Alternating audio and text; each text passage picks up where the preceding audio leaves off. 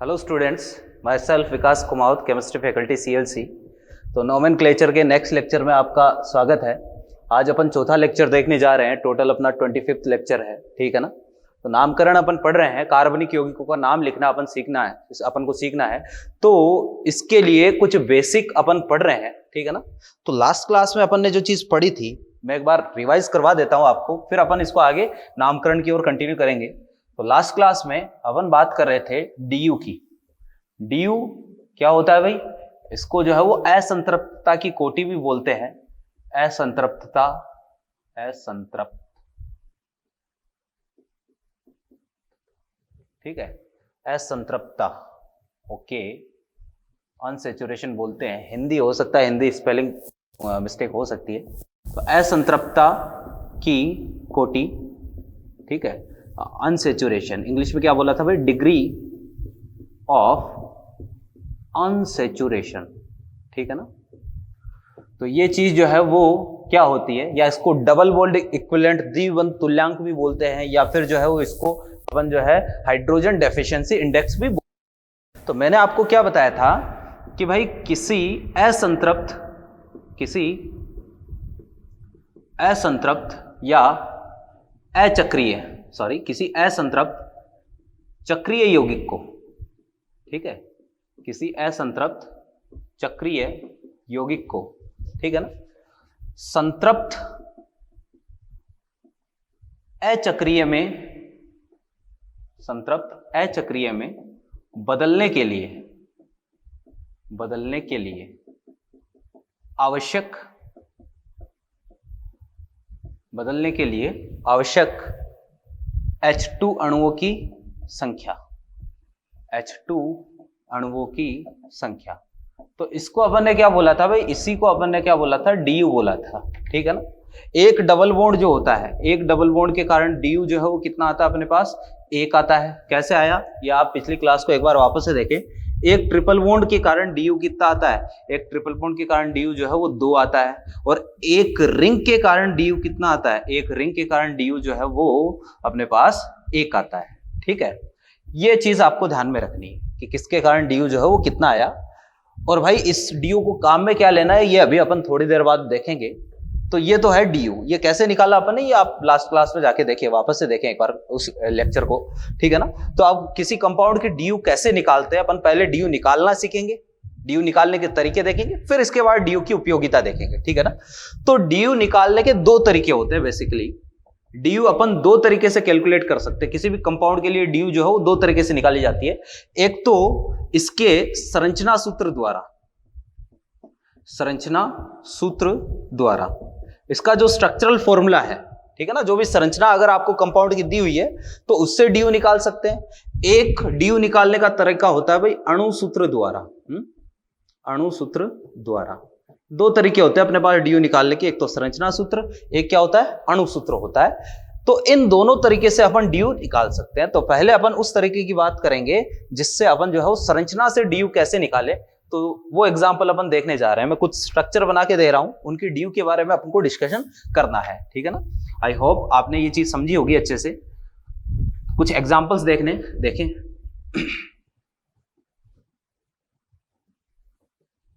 देखो कि भाई यहां पर है अपना कंपाउंड, पहला कंपाउंड मैं आपको दे रहा हूं, उसका डीयू आपको लिखना है।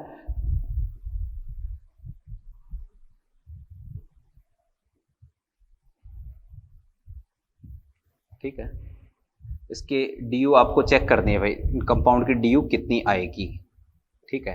और तरीका मैंने आपको लास्ट क्लास में कुछ एग्जांपल भी अपन ने देखे थे डीयू निकालने के लिए, ठीक है ना। तो उन एग्जांपल को काम में लेते हुए आपको इन कंपाउंड की डीयू बतानी है। चेक करें, देखें डीयू कितनी आ सकती है।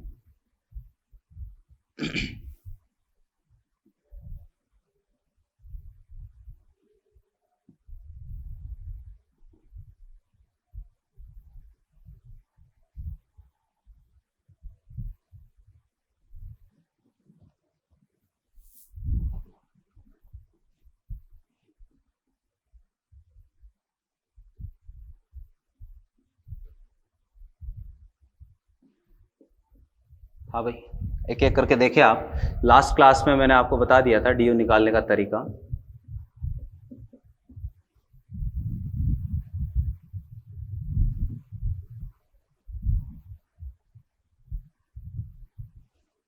इसको दोबारा बनाते हैं।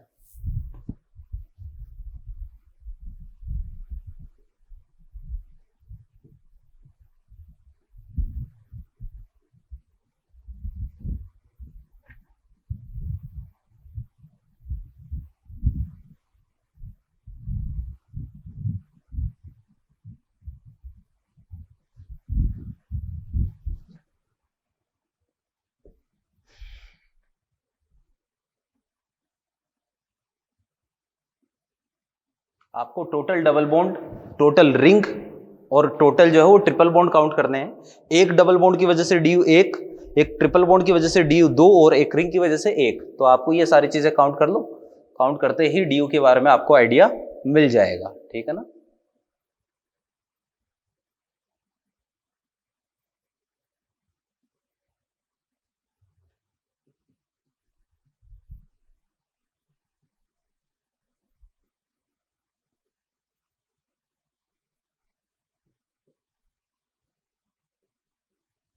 देखो ये इतने सारे कंपाउंड है, 10 एग्जांपल लेते हैं, एक बार इनकी डी अपन निकालते हैं। सिंपल सा काम ये करना है कि भाई डबल बॉन्ड काउंट कर लो और ट्रिपल बॉन्ड काउंट कर लो और रिंग काउंट कर लो, ठीक है ना। भाई इसमें रिंग कितनी है, 1 2 3 4, 4 रिंग है, तो एक रिंग की वजह से डी एक होती है, 4 रिंग की वजह से कितनी हो जाएगी 4, प्लस डबल बॉन्ड कितने हैं 1 2 3 4 5 6, 6 इसमें डबल बॉन्ड है, एक डबल बॉन्ड की वजह से डी एक, तो 6 की वजह से 6, टोटल डी कितनी आई 10, तो डी 10 है।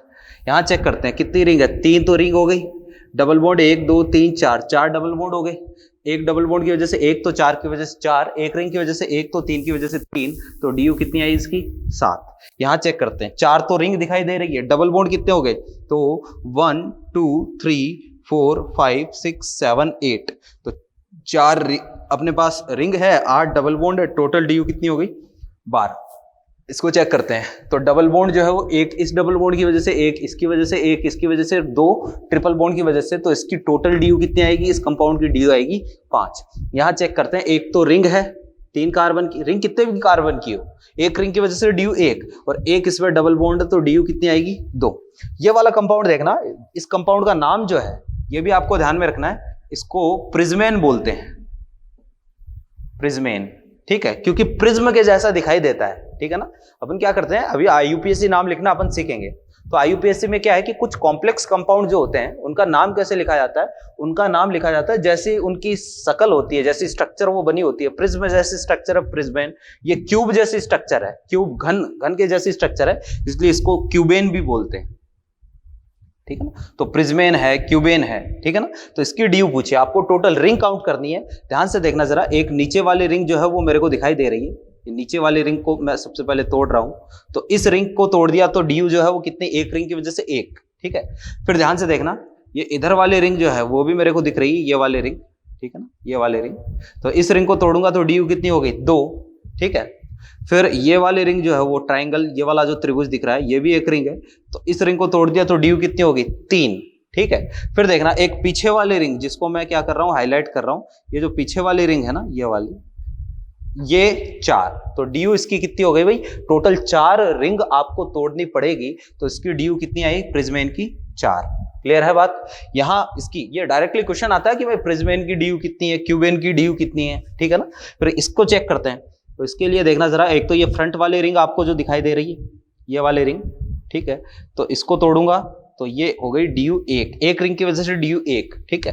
फिर ये इधर वाली रिंग जो दिखाई दे रही है, ये फेस वाली रिंग, ये वाली जो रिंग है, ठीक है ना, इसको तोड़ दिया तो ड्यू कितनी हो गई 2। फिर आपको ये वाली रिंग दिखाई दे रही है, ये वाली साइड वाली, इसको तोड़ दिया तो ड्यू कितनी हो गई 3, ठीक है। फिर एक जो है वो पीछे वाली रिंग दिखाई दे रही है, पीछे वाली, ये पीछे वाली जो बैक साइड की जो रिंग है, इसको तोड़ दिया तो ड्यू कितनी होगी 4। और एक जो है वो आपको ये वाली रिंग दिखाई दे रही है, ये वाली, ठीक है, ऊपर वाली, ठीक है, तो इसको तोड़ दूंगा तो ड्यू कितनी हो जाएगी 5। तो इसकी ड्यू जो है वो टोटल कितनी आई अपने पास, क्यूबेन की 5। क्लियर है बात। इसको चेक करते हैं, बेंजीन है ये, है ना, तो इसमें एक तो रिंग है, 3 डबल बॉन्ड है, तो ड्यू टोटल कितनी आ जाएगी 4। इसको चेक करते हैं, 2 तो रिंग है, 2 डबल बॉन्ड है, तो ड्यू इसकी भी कितनी आएगी 4। इसको चेक करते हैं, इसमें देखना 3 तो रिंग है, दो डबल बॉन्ड है तो 3 रिंग की वजह से DU 3, 2 डबल बॉन्ड की वजह से DU 2 और एक ट्रिपल बॉन्ड है, एक ट्रिपल बॉन्ड की वजह से भी DU कितनी हो गई 2, तो कुल DU इसकी कितनी आ गई 7। इस तरीके से जब भी आपको किसी भी कंपाउंड की स्ट्रक्चर बना के दे, संरचना बना के दे, तो अपन संरचना से DU जो है वो कुछ इस तरीके से निकाल सकते हैं। क्लियर है बात? फिर देखना थोड़ा सा आगे बढ़ते हैं। अब दूसरा जो तरीका था अपने पास वो था भाई अणु सूत्र, ठीक है ना, कि अगर आपको मान लो संरचना ना दे और केवल आपको मॉलिक्यूल का अणु सूत्र दे, जो भी आपको कंपाउंड दिया है उसका केवल क्या दे, अणु सूत्र लिख के दे, तो इस केस में जो है वो DU कैसे निकालेंगे। अच्छा, एक दो एग्जांपल और देखेंगे पहले। जैसे एक आपको मैंने ये एग्जांपल दे दिया है ना, इसमें DU आपको बतानी है, CH2 डबल बॉन्ड CH और CO और ये OH, ये कंपाउंड है, ठीक है। अब इस पे DU बतानी है, तो ध्यान से देखना जरा। एक तो डबल बॉन्ड ये हो गया, एक डबल बॉन्ड की वजह से DU 1, अब एक ये भी डबल बॉन्ड है, तो भाई ध्यान रखना कि डबल बॉन्ड ट्रिपल बॉन्ड चाहे किसी के बीच में भी हो, चाहे कार्बन कार्बन के बीच में, कार्बन ऑक्सीजन या कार्बन नाइट्रोजन के बीच में, आपको सारे काउंट करने हैं, तो इस कंपाउंड की DU कितनी आएगी, 2 आएगी। समझ गए बात को? जैसे एक और एग्जाम्पल में ले रहा हूं, ये कंपाउंड है भाई, ठीक है, इसकी DU आपसे पूछ ली, तो इसमें एक तो रिंग है और टोटल 4 जो है वो क्या है अपने पास, डबल बॉन्ड है ना, तो एक रिंग और 4 डबल बॉन्ड, DU इसकी कितनी आएगी भाई, 5 आएगी।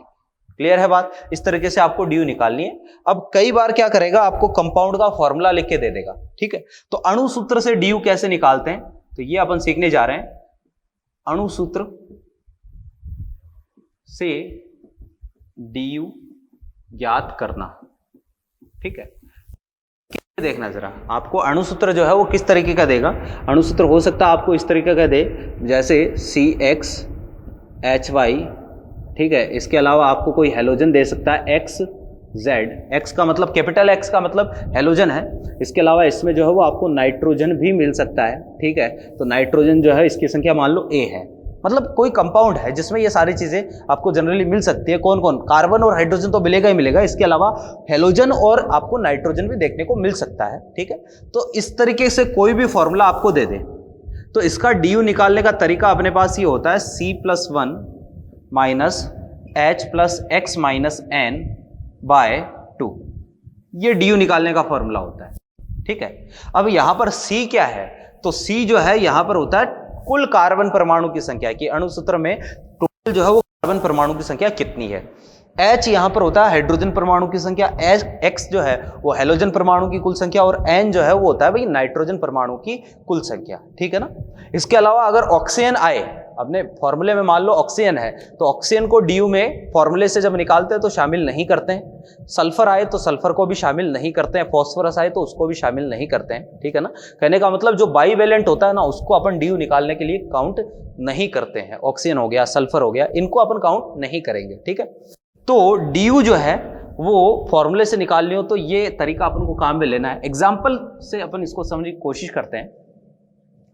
जैसे कोई अपने पास एग्जाम्पल है भाई, C4H6, ठीक है, ये कोई एग्जाम्पल है। अब इसके लिए DU मेरे को निकालना है, ठीक है ना।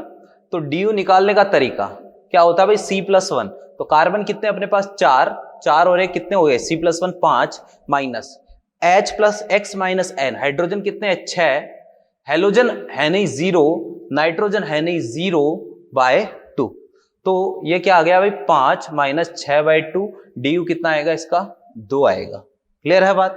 ऐसे ही कोई और एग्जांपल देखते हैं, जैसे C5H12, ठीक है, ये मैंने आपको दे दिया, DU निकालना है, तो DU इज इक्वल टू कितना आएगा भाई 5, C+1 6 माइनस हाइड्रोजन जो है बाय 2, तो 6 माइनस 6 कितना आएगा 0, इसका DU कितना आया 0 आएगा। क्लियर है बात? फिर देखो जरा, जैसे अपने पास है भाई C2H2O4, ठीक है ना, ये कोई फॉर्मूला है।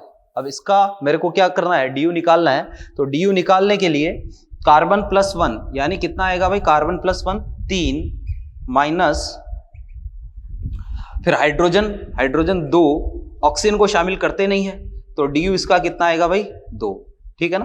तो DU इसका C2H2O4 का कितना आया 2 आया। एग्जाम्पल के लिए और एग्जाम्पल देखते हैं। जैसे मान लो आपको ये दे दिया C7 और हाइड्रोजन जो है वो आपको दे दिए 7, C7H7, ठीक है ना। ये अपने पास कोई कंपाउंड है, तो अगर इसका या C7H8 ले लेते हैं, C7H8, इस कंपाउंड का ड्यू मेरे को निकालना है, तो C+1 कितने 8 माइनस हाइड्रोजन बाई 2, ड्यू कितना आएगा भाई इसका 4 आएगा। क्लियर है बात। ऐसे ही और कोई फॉर्मूला आपको दे दिया, जैसे फॉर्मूला भी आपको दे सकता है, ठीक है, कोई बड़ी बात नहीं है, फॉर्मूला दे दे तो भी ड्यू अपन आसानी से निकाल सकते हैं। एग्जांपल देखना, जैसे मैंने आपको दे दिया भाई C6H4Cl2, आपको इसके लिए ड्यू निकालना है, ठीक है ना। मैं कुछ कंपाउंड लिख देता हूं, उनका ड्यू आपको निकालना है। इसके अलावा C7, ठीक है, और H9 या H7 और Br, इसका ड्यू आपको निकालना है, ठीक है। और देखो C7H6N, ठीक है, इसका भी ड्यू आपको निकालना है, और यहां कर देता हूं 8N, ठीक है। एक एग्जांपल और देख लेते हैं, N2 या CH4N2O, ठीक है ना, इसका भी मेरे को क्या करना है भाई, ड्यू निकालना है, ठीक है ना। तो ये कुछ एग्जांपल है, इनकी ड्यू अपन को निकालनी है, इसी फॉर्मूले से ड्यू निकालेंगे। चेक करते हैं, तो ध्यान से देखना जरा, ड्यू इज इक्वल टू, इसके लिए लिखते हैं तो कितना C+1 कितना 7 माइनस H कितने हैं 4, प्लस हेलोजन, हेलोजन जो है वो कितने हैं 2 है, कौन से, इससे मतलब नहीं है, डिवाइड बाय 2, है ना। हेलोजन 2 है, अब कौन से हेलोजन है इससे अपन को कोई मतलब नहीं है, ठीक है। तो 4 और 2 कितना हो गया 6, 6/2 कितना हो गया 3, 7 माइनस 3 कितना आएगा ड्यू भाई इसका 4 ड्यू आएगा। क्लियर है बात। C7H7Br इसका निकालना है, तो इसके लिए देखना जरा, C+1 8 minus H7 plus halogen 1/2, due इसका भी कितना आएगा भाई 4 आएगा। क्लियर है। इसको चेक करते हैं, C7H8N, तो C+1 8, ठीक है, तो C+1 कितना हो गया 8 माइनस H8, नाइट्रोजन जो है वो अपन को क्या करना पड़ेगा माइनस, नाइट्रोजन कितने हैं इसमें, केवल एक नाइट्रोजन है बाय 2, ठीक है।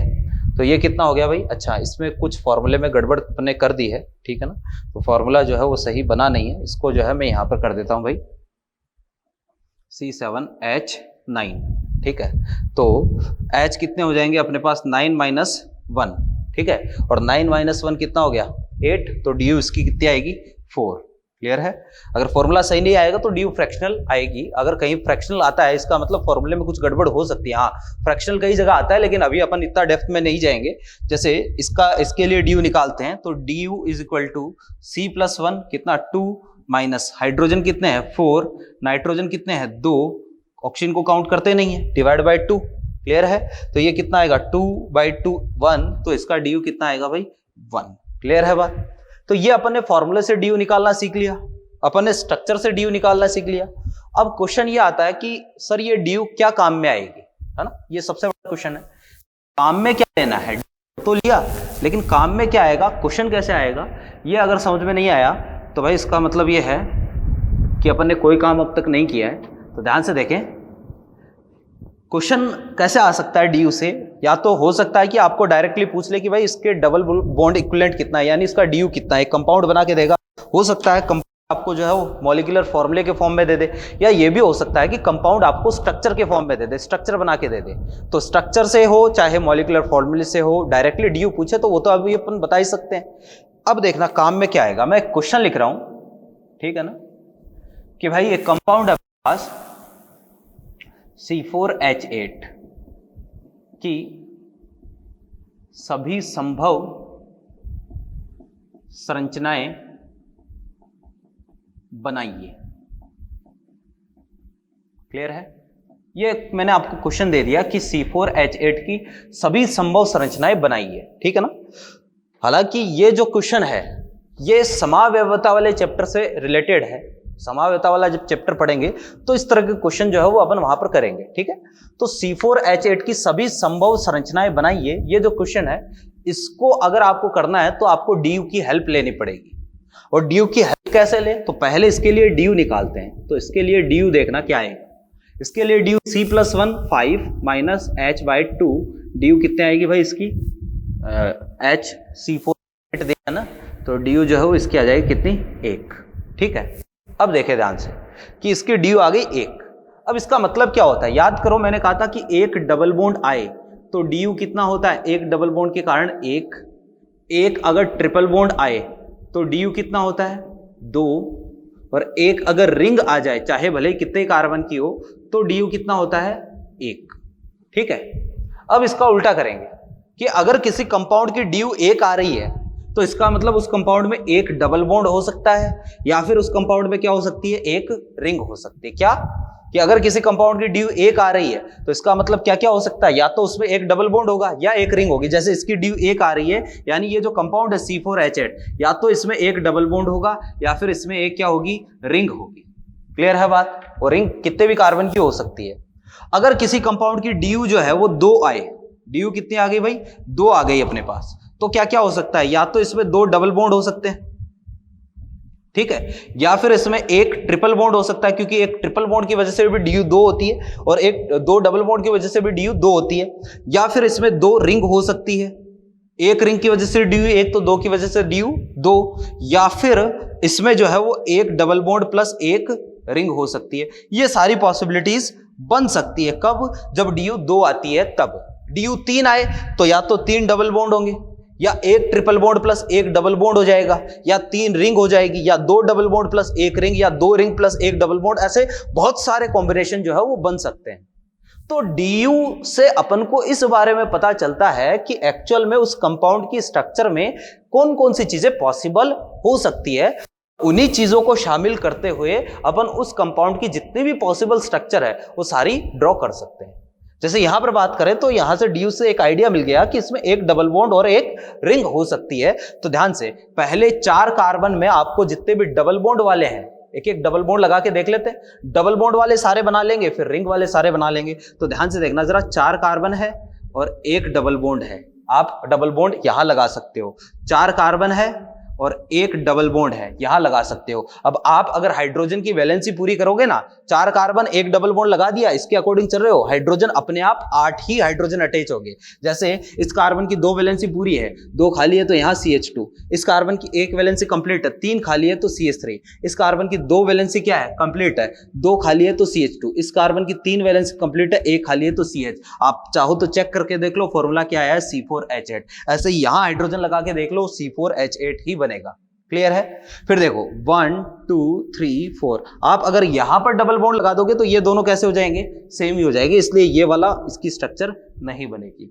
4 कार्बन को भाई मैं ऐसे भी लगा सकता हूं, 4 कार्बन को यहां डबल बॉन्ड लगा दिया, एक स्ट्रक्चर ये हो जाएगी। आप चाहे डबल बॉन्ड यहां लगा दो, चाहे यहां लगा दो, चाहे यहां लगा दो, एक ही बात होगी। ठीक है ना। इसको ड्यू को अपन आगे समावता वाले चैप्टर में वापस से काम में लेंगे। तो ये 3 स्ट्रक्चर तो यहां से पॉसिबल हो गए। क्लियर है बात। आप चाहो तो यहां पर भी हाइड्रोजन लगा सकते हो, यहां लगा के देख लो, फॉर्मूला यही बनेगा। तो डबल बॉन्ड वाली स्ट्रक्चर कितनी बन गई 3। अब बोल रहा है कि एक रिंग भी हो सकती है, तो रिंग वाली स्ट्रक्चर देखना जरा कि भाई या तो ये हो सकता है कि चारों कार्बन एक रिंग में 4 कार्बन की रिंग हो, या ये भी तो पॉसिबिलिटी है कि भाई 3 कार्बन की रिंग हो और एक बाहर क्या लगाओ CH3 लगाओ, ये भी पॉसिबिलिटी हो सकती है। इसकी भी ड्यू 1, आप चाहो तो इसका फॉर्मूला भी चेक कर लो C4H8, इसका फॉर्मूला भी चेक कर लो क्या आएगा C4H, इन सबका फॉर्मूला जो है वो क्या आएगा C4H8। तो यहां से टोटल जो है मैं ऐसा बोल सकता हूं, टोटल कितनी संरचनाएं बनी, टोटल जो है वो 5 संरचनाएं इसकी पॉसिबल है। तो ड्यू जो है वो अपने काम में आता है क्या, कि किसी भी मॉलिक्यूल की स्ट्रक्चर को प्रेडिक्ट करने के लिए कि इसकी कितनी संभव संरचनाएं हैं। जैसे एक एग्जांपल मैं आपको और दे देता हूं, है ना, अपने पास है C3H4। क्लियर है। इसकी मेरे को क्या करनी है, ड्यू निकालनी है C3H4। तो ड्यू निकालते पहले, है ना, इसकी संभव संरचनाएं बनानी है। तो due C+1 minus H/2, due कितनी आई भाई इसकी 2। अब ड्यू 2 आने का मतलब क्या क्या हो सकता है कि या तो इसमें 2 डबल बॉन्ड हो सकते हैं, या फिर इसमें एक ट्रिपल बॉन्ड हो सकता है, या फिर इसमें एक डबल बॉन्ड प्लस एक रिंग हो सकती है। इतनी पॉसिबिलिटी, 3 पॉसिबिलिटी बनती है इसमें। ठीक है। तो अब चेक करते हैं, देखें कौन कौन सी पॉसिबिलिटी बन सकती है। इन पॉसिबिलिटी के बेसिस पर इसकी संरचना चेक करते हैं। 3 कार्बन, ये लो जी 3 कार्बन, और 2 डबल बॉन्ड लगाने हैं। एक डबल बॉन्ड यहां लगा सकता हूं, एक डबल बॉन्ड यहां लगा सकता हूं। आप चाहो हाइड्रोजन जोड़ के देख लो, फॉर्मूला यही बनेगा। तो इसका जो है 3 कार्बन 2 डबल बॉन्ड, ये एक ही स्ट्रक्चर पॉसिबल है। 3 कार्बन एक ट्रिपल बॉन्ड, ये 3 कार्बन एक ट्रिपल बॉन्ड, ये स्ट्रक्चर पॉसिबल है। इस ट्रिपल बॉन्ड को चाहे यहां लगा दो चाहे यहां लगा दो, कोई फर्क नहीं पड़ेगा, ठीक है। ऐसे ही तो ये हो गया, ये हो गया एक कार्बन एक रिंग प्लस एक डबल बॉन्ड, 3 कार्बन की रिंग प्लस एक डबल बॉन्ड, केवल इसकी जो है वो कितनी स्ट्रक्चर बन सकती है, ये 3 स्ट्रक्चर इससे बन सकती है, ठीक है ना। तो ये DU का अपने पास क्या आ गया, एप्लीकेशन आ गया कि कंपाउंड की स्ट्रक्चर को प्रिडिक्ट करने के लिए अपन क्या काम में लेते हैं भाई साहब, DU काम में लेते हैं। क्लियर है बात। तो भाई DU अपन ने पढ़ ली। एक छोटा सा टॉपिक अपन और डिस्कस करेंगे, इसके बाद नामकरण की तरफ चलेंगे, ठीक है ना। देखिए तो भाई DU हो गया, नामकरण अभी पढ़ेंगे। मेरे ख्याल से DU समझ में आ गया होगा आपके, काम में लेंगे इसको अगले चैप्टर में, समाव्यवस्था वाले चैप्टर में वापस से काम में लेंगे, क्योंकि डिग्री ऑफ कार्बन, डिग्री की बातें चल रही थी, अपन डिग्री पढ़ रहे थे अलग अलग परमाणुओं के लिए, तो इसलिए यहीं पर डिग्री ऑफ अनसैचुरेशन भी अपन ने डिस्कस कर लिया। एक टॉपिक है होमोलोगस सीरीज, होमोलोगस सीरीज, ठीक है, हिंदी में इसको बोलते हैं सजातीय श्रेणी। क्या बोलते हैं, सजातीय श्रेणी। क्लियर है बात। होमोलोगस सीरीज का सजातीय श्रेणी क्या होती है, देखें भाई एक्चुअल में क्या है कि भाई ऐसे कंपाउंड, ऐसे यौगिक, ऐसे है ना, और समान क्रियात्मक समूह वाले, समान क्रियात्मक समूह वाले जिनमें क्रियात्मक समूह समान होना चाहिए, यानी सारे के सारे या तो एल्केन होना चाहिए या सारे के सारे एल्कीन या एल्काइन होने चाहिए, या जितने भी आपको कंपाउंड दे रखे वो सारे अल्कोहल हो या सारे के सारे ईथर हो, ठीक है ना, इस तरीके से। तो ऐसे यौगिक जिनमें एक CH2 समूह का अंतर हो, ठीक है, सजात कहलाते हैं। क्या कहलाते हैं, सजात कहलाते हैं, ठीक है ना। जिनमें केवल एक CH2 समूह का अंतर आएगा उनको सजात बोलेंगे। एग्जांपल के लिए देखना कि भाई मैंने कहा कि एक CH2 का अंतर होना चाहिए, जैसे एक तो CH4 है, क्लियर है, एक अपने पास है भाई CH3 और CH3, ठीक है। अगर मैं इसकी बात करूं तो ये CH4 और ये जो है वो अपने पास C2H6, इन दोनों में कुल मिला के एक तो कार्बन का डिफरेंस है और 2 हाइड्रोजन का डिफरेंस है। कहने का मतलब है कि क्या आएगा, एक CH2 का अंतर आ रहा है। क्लियर है बात, दोनों में एक CH2 का अंतर है, ठीक है। एक अपने पास है भाई CH3, CH2 और CH3, एक अपने पास है CH3, CH2 और ये CH3। इसका फॉर्मूला क्या आएगा, इसका फॉर्मूला आएगा भाई C3H8, इसका फॉर्मूला आ गया C4H10। ध्यान से देखो जरा, इन दोनों में जो है, इन दोनों में भी एक CH2 का अंतर है, और इन दोनों की बात करें तो एक CH2 का अंतर है, ठीक है। तो सब में एक एक CH2 का अंतर आ रहा है, तो इसका मतलब ये सारी की सारी जो है वो क्या है, सजातीय श्रेणी है, सजातीय श्रेणी है। तो सजातीय श्रेणी जो होगी उसमें एक CH2 का अंतर आएगा, ठीक है ना, यानी ये सारे एक दूसरे के क्या है, सजात है, ठीक है। तो अब देखना जरा कि अगर मैं इसके अणुसूत्र की बात करूं, अणुभार की बात करूं, तो कार्बन का कितना होता है 12, हाइड्रोजन का जो है एक का 1 तो 4 का 4, इसका 16 आएगा, ठीक है। और इसकी बात करें तो इसका जो है वो एक कार्बन का 12 24, इसका कितना आएगा 30, दोनों में डिफरेंस कितना, दोनों में 14 का डिफरेंस। और ध्यान से देखो, एक कार्बन का 12, 2 हाइड्रोजन का 2, 14, यानी यहां पर अणुभार में 14 का डिफरेंस है, यहां पर भी अणुभार में 14 का डिफरेंस है, और यहां पर भी अणुभार में 14 का डिफरेंस है। सब में अणुभार में डिफरेंस कितने का है, 14, 14 और 14 का डिफरेंस है, ठीक है। तो अगर ऐसा आया है 14, 14 और 14 का डिफरेंस है अणुभार में, तो भाई आप ये भी बोल सकते हो कि सजातीय श्रेणी में या तो क्या होगा, एक CH2 का अंतर होगा, या फिर आप इसको ऐसे बोल दो कि सजातीय श्रेणी में अणुभार में 14 का अंतर होगा। क्लियर है बात। ये एक सारे क्या है, सजातीय श्रेणी। अब ये ध्यान में रखना, ये भी एल्केन, ये भी एल्केन, ये सारे क्या है, एल्केन, ठीक है। ऐसे ही आप कोई भी कंपाउंड ले सकते हो, लेकिन कम से कम जो है वहां पर एक CH2 का अंतर होना चाहिए। जैसे CH3OH हो गया, CH3 CH2OH हो गया, यहां पर भी एक CH2 का अंतर है, CH3 CH2OH हो गया, यहां पर भी एक CH, ये भी सारे क्या है, आपस में सजातीय श्रेणी के सदस्य हैं। क्लियर है बात। अब आपको एक दो पॉइंट मैं बता देता हूं। पहला तो सजातीय श्रेणी क्या होती है, जिनमें एक CH2 का अंतर हो, या फिर अणुभार में 14 का अंतर हो, सजातीय श्रेणी। इसके अलावा सजातीय श्रेणी के जो भौतिक गुण हैं वो लगभग कैसे होते हैं, भौतिक और रासायनिक गुण लगभग समान होते हैं, ठीक है ना। मतलब कहने का मतलब ये है कि इसके भौतिक गुण, इसके भौतिक गुण, ठीक है, लगभग समान है। हालांकि भौतिक गुणों में क्रमिक परिवर्तन होते हैं, है ना, लगातार जो है, जैसे बॉइलिंग पॉइंट है, मेल्टिंग पॉइंट की बात करें तो इधर से इधर चलने पर बढ़ते हैं, घटते हैं, इस तरीके से क्रमिक परिवर्तन होते हैं। रासायनिक गुण जो है वो इनके लगभग एक समान होते हैं। इसके अलावा इनकी प्रिपरेशन मेथड, यानी इनको लैब में बनाने की विधियां जो है वो भी लगभग क्या होती है, समान होती है। यानी एक ही विधि से आप जो है वो एथेनॉल भी बना सकते हो, उसी विधि से आप जो है ये प्रोपेनॉल भी बना सकते हो, ठीक है ना। तो ये अपने पास क्या होती है, सजातीय श्रेणी। तो जब भी बात करें कि भाई सजातीय श्रेणी क्या है, तो समझ जाना कि वहां पर एक CH2 का या अणुभार में कितने का है, 14 का अंतर है। क्लियर है बात। तो ये हो गई भाई अपने पास सजातीय श्रेणी। अब अपन आते हैं भाई नामकरण की तरह, ठीक है ना। तो नेक्स्ट अपना जो टॉपिक है वो है नामकरण, ठीक है। अब एक्चुअल में अपना चैप्टर स्टार्ट होगा, जो हेडिंग मैंने लगा रखी है नामकरण की, ठीक है ना। तो देखिए, कार्बनिक यौगिकों का नामकरण।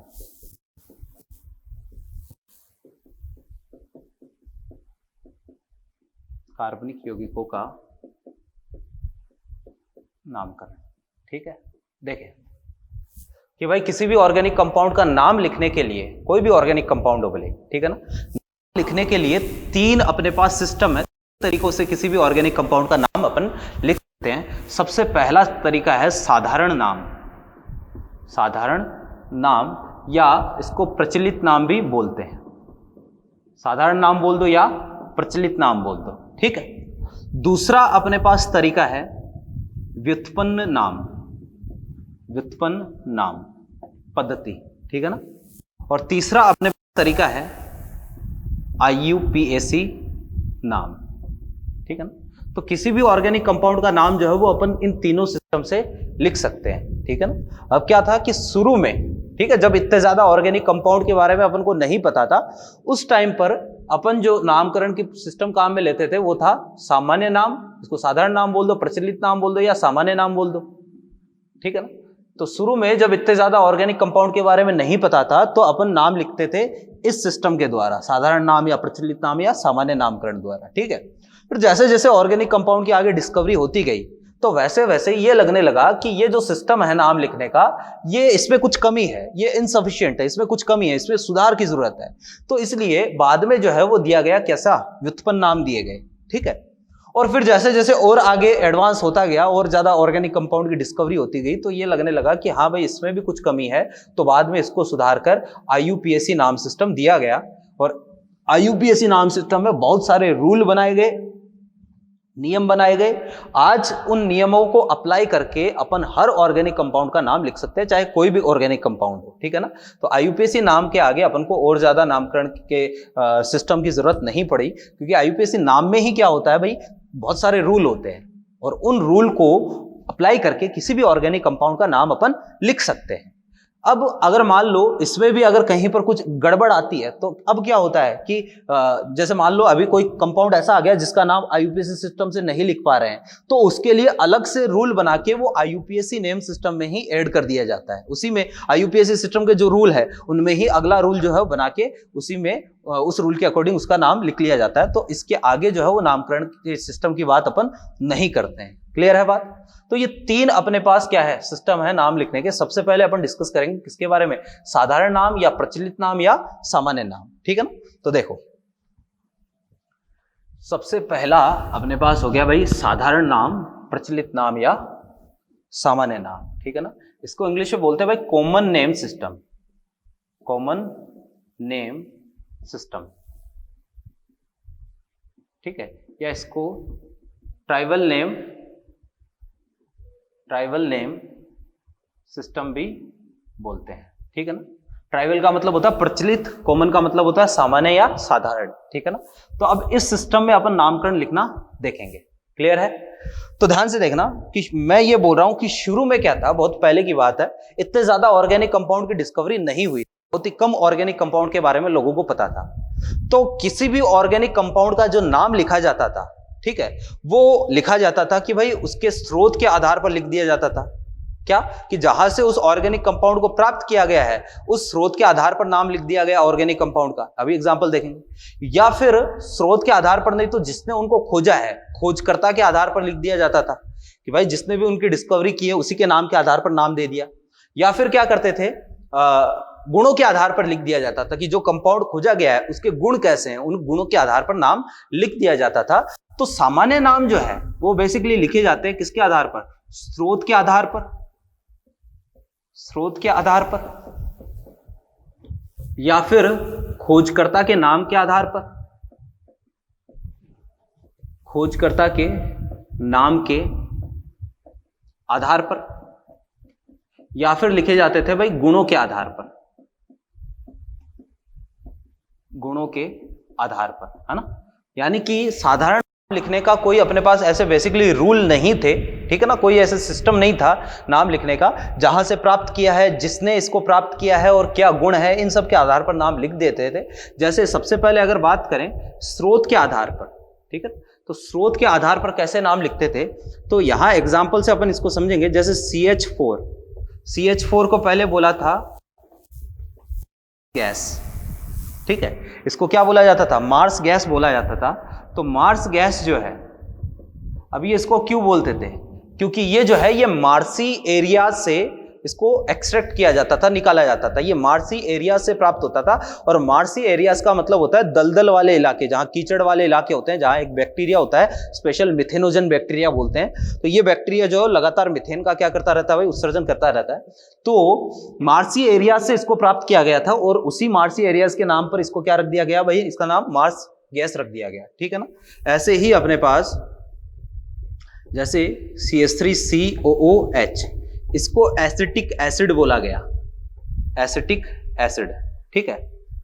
एसिटिक एसिड क्यों बोला गया, क्योंकि ये जो एसिटिक एसिड आया, एसिटिक जो वर्ड है ये आया भाई एसिटस से, ठीक है, और एसिटस का मतलब होता है सिरका, ठीक है ना, विनेगर। तो सिरके से ये प्राप्त किया जाता था कौन सा, एसिटिक एसिड। तो उसी के आधार पर इसका नाम रख दिया गया, ठीक है ना, जहां से स्रोत मिला है, जो स्रोत है इसका। जैसे HCOOH, इसको जो है फॉर्मिक एसिड बोला जाता था, फॉर्मिक अम्ल इसको बोला जाता था। क्यों बोला जाता था, क्योंकि फॉर्मिक जो वर्ड है ये लिया गया भाई फॉर्मिका से, फॉर्मिका। और फॉर्मिका जो होती है ये होती है भाई लाल चींटियां, लाल चींटियां, ठीक है। तो लाल चींटियों का जो डंक होता है उसमें फॉर्मिक एसिड पाया जाता था, वहां से इनके प्रभाजी आसवन से ये अपन को मिलता था फॉर्मिक एसिड। तो उसी के आधार पर इसको बोल दिया गया फॉर्मिक एसिड, फॉर्मिका लाल चींटियां। क्लियर है। ऐसे ही एक कंपाउंड अपने पास COOH और COOH, इसका नाम होता है भाई ऑक्जेलिक एसिड। इसका क्या नाम लिखा गया, इसको ऑक्जेलिक एसिड बोला गया। क्यों बोला गया ऑक्जेलिक एसिड, क्योंकि ये वाला जो कंपाउंड है ये ऑक्जेलस प्लांट, ऑक्जेलस प्लांट की पत्तियों से निकाला जाता था। ऑक्जेलस कोई प्लांट होता है, एक प्लांट होता है, तो उसकी पत्तियों से ये निकाला जाता है। तो उसी के आधार पर जो है इसको क्या बोल दिया गया, ऑक्जेलिक एसिड बोल दिया गया। इसके अलावा NH2CO NH2 ये होता है, इसका नाम क्या होता है, इसको यूरिया बोलते हैं। फॉर्मूला आपको ध्यान में रखना है, इसको क्या बोलते हैं, यूरिया बोलते हैं। तो यूरिया नाम क्यों रखा गया, क्योंकि ये जो है ये यूरिन से निकाला जाता था, ठीक है ना, जीव जंतुओं के मूत्र से इसको एक्सट्रैक्ट किया जाता था, मूत्र में इसकी मात्रा होती है, तो ये यूरिन से एक्सट्रैक्ट किया जाता था, यूरिन से निकाला जाता था, इसलिए इसको यूरिया बोल दिया गया। ऐसे बहुत सारे एग्जाम्पल है, ठीक है ना, कि स्रोत के आधार पर दिए जाते थे, पहले नाम रख दिए जाते थे, ठीक है। इसके अलावा खोजकर्ता के आधार पर भी नाम रखे जाते थे, कि जिसने इनको खोजा है उस साइंटिस्ट के नाम के आधार पर इनका नाम रख दिया जाता था। एग्जाम्पल के लिए एक कंपाउंड होता है भाई RMgX, ठीक है। यहां R का मतलब पहले भी अपनी बात हुई है, R का मतलब कोई एल्काइल ग्रुप होता है, जिसके बारे में डिटेल में अभी अपन पढ़ेंगे, ठीक है ना। R का जो डिटेल मीनिंग है वो भी पढ़ने वाले हैं। तो R जो है यहां कोई CH3 C2H5 C3H7 C4H9 कुछ भी हो सकता है R की जगह। Mg मैग्नीशियम है, X कोई हेलोजन है, ठीक है ना। तो ये जो RMgX होता है इसको बोला जाता है भाई ग्रिग्नार्ड रिएजेंट, ठीक है। इंग्लिश में इसको ग्रिग्नार्ड रिएजेंट बोला जाता है, जबकि हिंदी में इसको जो है वो अपन ग्रिग्नार अभिक्रमक बोलते हैं, अभिक्रमक। आप हिंदी में इसको ग्रिग्नार्ड अभिक्रमक बोलते हैं, इंग्लिश में ग्रिग्नार्ड बोलते हैं। तो ग्रिग्नार्ड अभिक्रमक जो है, एक ग्रिग्नार्ड नाम का साइंटिस्ट था जिसने इनको खोजा है, ठीक है ना, उसी के नाम के आधार पर इसका नाम क्या कर दिया गया भाई, रख दिया गया, ठीक है। ऐसे ही R2Z, ठीक है, इसको बोला जाता था भाई फ्रैंकलैंड रिएजेंट। इसको क्या बोलते थे भाई, फ्रैंकलैंड रिएजेंट बोलते थे, इसको फ्रैंकलैंड अभिक्रमक बोलते थे R2Z को। क्लियर है बात। तो फ्रैंकलैंड रिएजेंट जो होता है, ठीक है ना, नाम जिसने खोजा उसी के आधार पर। ऐसे ही एक और है R2CuLi, ठीक है, इसको गिलमान अभिक्रमक बोला जाता था, गिलमान ने इसको खोजा था, तो ये हो गया भाई गिलमान अभिक्रमक। क्लियर है बात। तो इस तरीके से क्या करते थे भाई, कोई सिस्टम तो था नहीं, है ना, स्रोत के आधार पर रख दिया, खोजकर्ता के आधार पर नाम रख दिया। तीसरा है गुणों के आधार पर। जब ये देख रहे हैं तो उसका भी एग्जांपल देख ही लेते हैं। तो देखना कि गुणों के आधार पर पहले कैसे नाम लिखा जाता था, अपन इसकी बात करेंगे। देखें तो भाई गुणों के आधार पर नाम लिखने के लिए, जैसे एग्जाम्पल के लिए देखना, जो एल्केन है, एल्केन, ठीक है ना, एल्केन, एल्केन को पहले पैराफीन बोला जाता था, पैराफीन, ठीक है। तो अब इनको पैराफीन क्यों बोलते थे, क्योंकि पैराफीन जो वर्ड है इसका मतलब होता है कम क्रियाशील। क्या मतलब होता है, कम क्रियाशील। और एल्केन जो है, इनकी क्रियाशीलता क्या होती है, बहुत ही कम होती है। क्यों, क्योंकि एल्केन में सारे के सारे कार्बन कार्बन सिंगल बॉन्ड होते हैं, ठीक है ना, तो क्रियाशीलता इनकी क्या होती है, कम होती है। अब सिंगल बॉन्ड होने से क्या फर्क पड़ता है क्रियाशीलता पर, ये आगे की बातें हैं, ये अपन जो है केमिकल बॉन्डिंग पढ़ेंगे तब बात करेंगे। तो एल्केन जो है वो पैराफीन इनको बोला जाता था, इसका मतलब होता है कम क्रियाशील। ऐसे ही पहले एल्कीन को, ये इनका गुण हो गया कि ये कम क्रियाशील होते हैं, इसी के आधार पर नाम रख दिया। एल्कीन को जो है पहले ओलिफीन बोला जाता था, ओलिफीन। क्लियर है। इनको पहले क्या बोलते थे, ओलिफीन। अब ओलिफीन क्यों बोलते थे, क्योंकि ये ऑयल लाइक होते हैं, ऑयल लाइक, है ना, ऑयल का मतलब तेल, तो ये तेल जैसे पदार्थ होते हैं, इसलिए इनको तेल के बेसिस पर, ऑयल के बेसिस पर इनको ओलिफीन बोला जाता है। छूने पर इनको लगता है कि जैसे कोई तेल हो, ठीक है ना, तो एल्कीन को पहले ओलिफीन बोला जाता था, ऑयल लाइक सब्सटेंस। क्लियर है बात। तो ये भी इनका गुण हो गया। ऐसे ही अपने पास एक ग्लूकोज होता है, ग्लूकोज, ग्लूकोज, ठीक है। तो ग्लूकोज जो वर्ड है ये लिया गया है भाई ग्लाइकस से, ग्लाइकस, और इसका मतलब होता है भाई मीठा। तो ग्लूकोज जो है वो टेस्ट में, जैसे ग्लूकोन डी है, ठीक है ना, तो ग्लूकोज जो है वो टेस्ट में कैसा होता है, मीठा होता है, और ग्लाइकस से क्या बना है, ग्लूकोज बना है। तो ऐसे ही बहुत सारे और भी ऐसे कंपाउंड है कि गुणों के आधार पर क्या कर दिया जाता था, नाम लिख दिया जाता था। अपने पास कोई पर्टिकुलर नाम लिखने का पैटर्न नहीं था, ठीक है। तो ये अपन बात कर रहे हैं जब बहुत ही कम कंपाउंड के बारे में, बहुत ही कम ऑर्गेनिक कंपाउंड के बारे में जानकारी थी, ठीक है। अब क्या हुआ कि जैसे जैसे ऑर्गेनिक कंपाउंड की आगे से आगे खोज होती गई, तो लोगों को यह लगने लगा कि भाई एक नाम लिखने का कोई सिस्टम होना चाहिए, ठीक है ना, नाम लिखने का कोई रूल होना चाहिए। तो उन्होंने क्या किया, कॉमन नेम सिस्टम में ही नाम लिखने के कुछ रूल ऐड किए।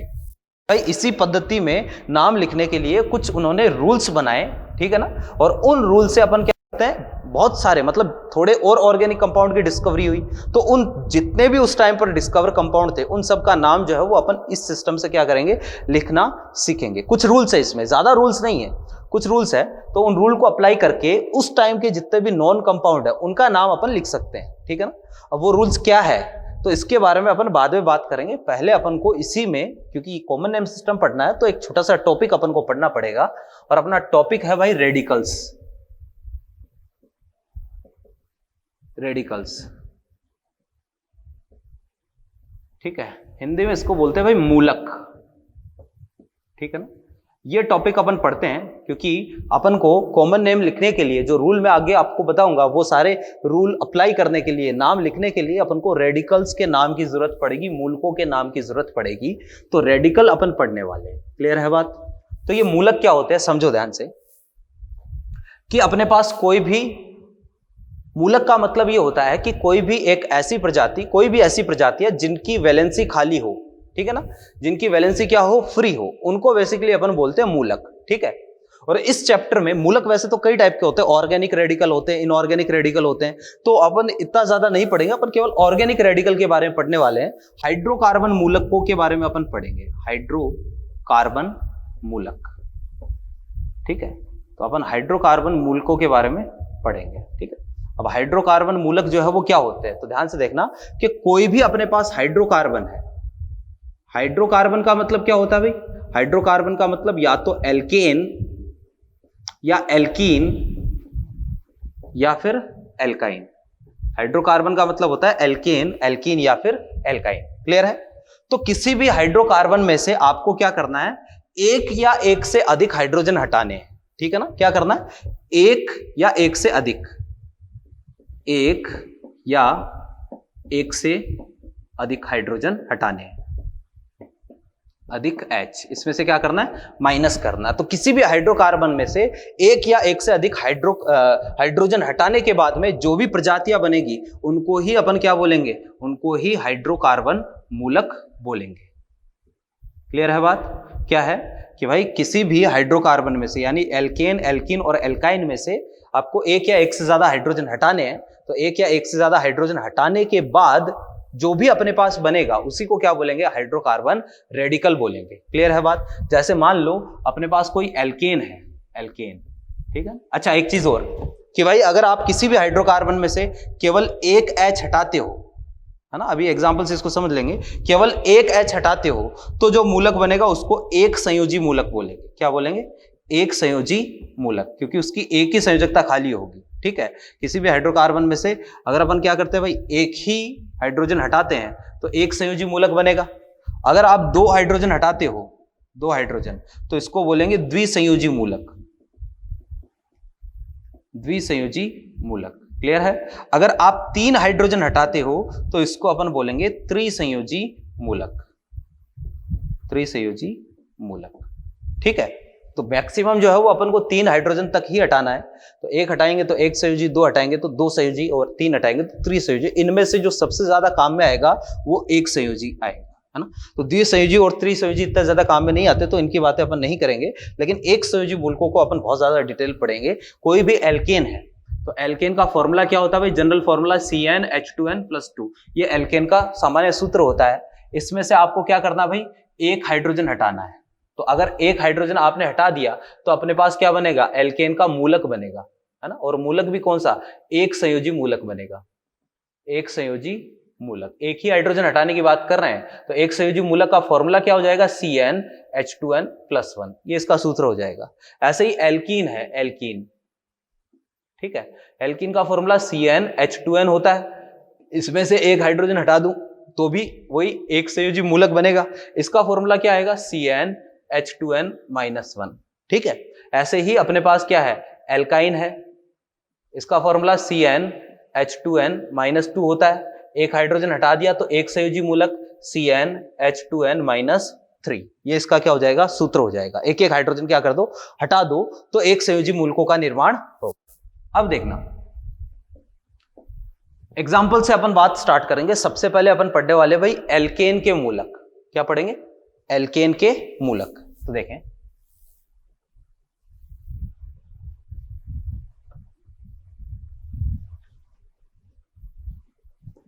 एल्केन के मूलकों की बात अपन कर रहे हैं।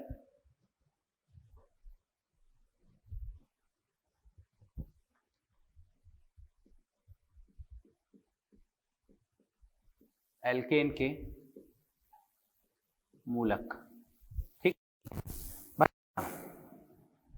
या आपको क्या करना है, एल्केन में से एक या एक से अधिक हाइड्रोजन हटाने हैं। ठीक है, एग्जाम्पल जैसे कोई भी अपने पास एल्केन है, ठीक है, एल्केन में से अगर मैं क्या करता हूं, एक हाइड्रोजन हटाता हूं, केवल एक हाइड्रोजन हटाता हूं। आपको क्या चीज ध्यान में रखनी है, आपको यह चीज ध्यान में रखनी है कि हाइड्रोजन हटाने के बाद में जो स्पीसीज बन रही है, जो प्रजातियां बन रही है, उनका नाम कैसे लिखते हैं, क्योंकि अपन नामकरण देख रहे हैं तो उनका नाम लिखना अपन को आना चाहिए। तो एल्केन में से एक हाइड्रोजन हटा रहे हो, ध्यान रखो कि लास्ट में से ये एन हटाना है और YL लगाना है, तो जो मूलक बनेगा उसका नाम होगा एल्काइल। क्या नाम होगा, एल्काइल। एग्जाम्पल के लिए भाई CH4 है, CH4 का नाम क्या होता है, छोटी क्लास में आपने जरूर पढ़ा होगा, मेथेन। क्या नाम होता है, मेथेन। इसमें से एक हाइड्रोजन हटा दिया तो पीछे क्या बचा भाई, CH3 बचा। अब इस CH3 को ध्यान से देखना जरा कि CH3 काफी बार अपन काम में लेंगे, ये जो मैंने एक बॉन्ड लगाया हुआ है, इसका मतलब ये फ्री वैलेंसी है। एक वैलेंसी कार्बन की क्या कर दी, खाली कर दी। 3 तो हाइड्रोजन द्वारा पूरी है, एक कार्बन की वैलेंसी खाली है। तो इसमें इसका नाम जब लिखेंगे तो लास्ट में से एन हटाओ और क्या लगा दो, YN, तो इसका नाम हो जाएगा मिथाइल। क्लियर है बात। जैसे C2H6 है, इसमें से एक हाइड्रोजन हटाया, इसका नाम क्या होता है, इसका नाम होता है भाई एथेन। ठीक है, एक हाइड्रोजन हटाया। जैसे ही एक हाइड्रोजन हटाया, पीछे क्या बचा, C2H5, नाम क्या होगा, N हटाओ YL लगाओ, तो इसका नाम हो जाएगा भाई इथाइल। क्लियर है बात। जैसे C3H8 है, ठीक है, इसका नाम लिखना है, तो इसको क्या बोलते हैं, इसको प्रोपेन बोलते हैं। अगर एक हाइड्रोजन हटा दिया तो पीछे क्या बचेगा, C3H7, इसका नाम क्या हो जाएगा भाई, N हटाओ YL लगाओ, प्रोपाइल। क्लियर है बात। तो कोई भी एल्केन हो, अगर एक हाइड्रोजन हटाओगे तो क्या आएगा, एल्काइल। वर्ड अपन को काम में लेना है। और एक चीज मैं बता देता हूं, एक संयोजी मूलक किसी का भी हो, चाहे वो एल्केन का हो, चाहे एल्कीन का हो, चाहे एल्काइल का हो, एल्काइन का हो, एक संयोजी मूलक का नाम जब भी अपन लिखेंगे तो लास्ट में हमेशा क्या आएगा, YL आएगा। क्लियर है बात। फिर आपने अगर 2 हाइड्रोजन हटा दिए, 2 हाइड्रोजन हटाऊंगा, द्विसंयोजी बनेगा। हालांकि द्विसंयोजी और त्रिसंयोजी तो ज्यादा काम में नहीं आते हैं, है ना।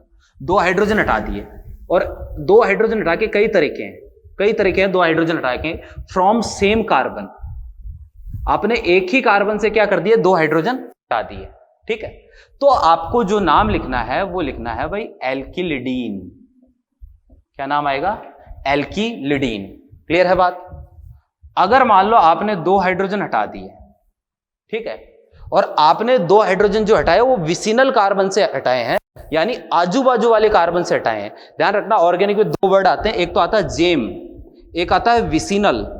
तो जब भी मैं आज के बाद बोलूं विसिनल वर्ड, इसका मतलब समझ जाना जरूर पड़ोसी कार्बन की बात कर रहा है, पड़ोसी कार्बन परमाणु की बात कर रहा है। जब भी मैं वर्ड बोलूं जेम, तो जेम का मतलब जो है वो समझ जाना कि वो जरूर जो है वो एक ही कार्बन की बात कर रहा है। जब एक ही कार्बन से 2 चीजें, एक ही कार्बन पर 2 चीज उपस्थित होती है तो उसको अपन बोलते हैं जेम। और जब आजू बाजू वाले कार्बन पर 2 चीजें उपस्थित होती है तो उसके लिए वर्ड काम में लेते हैं क्या, विसिनल। क्लियर है बात। तो अगर आप क्या करते हो, विसिनल कार्बन से हटाते हो, है ना, पड़ोसी कार्बन से हटाते हो, पड़ोसी कार्बन से, है ना, या निकटवर्ती कार्बन से, निकटवर्ती कार्बन से, एक ही बात है। एक और ऑप्शन है 2 हाइड्रोजन हटाने के 2 हाइड्रोजन हटाते हो आप, ठीक है ना, टर्मिनल कार्बन से, सिरे वाले कार्बन से, सिरे वाले कार्बन से। ठीक है, तो अगर पड़ोसी कार्बन से अपन हटाएंगे तो वर्ड काम में लेंगे एल्काइलीन। क्या काम में लेंगे, एल्काइलीन। ठीक है ना, एग्जांपल से इसको समझेंगे। और अगर 2 हाइड्रोजन सिरे वाले कार्बन से हटाते हो तो इसके लिए वर्ड काम में लेते हैं भाई पॉलीमिथाइलीन, पॉलीमिथाइलीन। ठीक है, और अगर 3 हटा दिया आपने, 3 हाइड्रोजन, तो त्रिसंयोजी मूलक बनेगा। 3 हाइड्रोजन जब भी हटाएंगे तो एक ही कार्बन से हटाएंगे। क्लियर है, तीनों हाइड्रोजन एक ही कार्बन से हटाएंगे, तो इसके लिए अपन काम में लेते हैं भाई एल्काइलिडाइन। ठीक है, तो ये इनके बेसिस पर, जैसे एल्काइल अपन ने नाम लिखा है, वैसे ही इन सब के बेसिस पर अपन को क्या करना है, नाम लिखना है। अब इनको अपन एग्जाम्पल से समझने की कोशिश करते हैं। तो ध्यान से देखें कि भाई जैसे अपने पास कोई कंपाउंड है, CH3, CH2 और ये CH3, ये कंपाउंड है, इसका नाम क्या है, इसका नाम है भाई प्रोपेन। ठीक है, मैंने सबसे पहले क्या किया है, एक हाइड्रोजन हटाया है। ठीक है, किसी भी कार्बन से हटा दो तो अपने पास बनेगा CH3, CH2 और ये CH2। तो एक हाइड्रोजन, मोनोवेलेंट का नाम जब भी लिखेंगे तो लास्ट में से N हटाओ, YL लगाओ, तो इसका नाम क्या हो गया, प्रोपाइल। अब ये प्रोफाइल भी कई प्रकार का होता है, इसकी बात अपन नेक्स्ट क्लास में करेंगे। ठीक है, एक बार के लिए ध्यान में रखो, मोनोवेलेंट एक संयोजी मूलक जब भी आएगा तो लास्ट में हमेशा YL लगाना है। क्लियर है बात। फिर 2 हाइड्रोजन हटा दिए एक ही कार्बन से, एक ही कार्बन से। ठीक है, तो अपने पास बना CH3, CH2 और एक ही कार्बन से 2 हाइड्रोजन। मान लो इस कार्बन से 2 हाइड्रोजन हटा दिए तो इस कार्बन की 2 वैलेंसीज खाली हो गई। क्लियर है बात।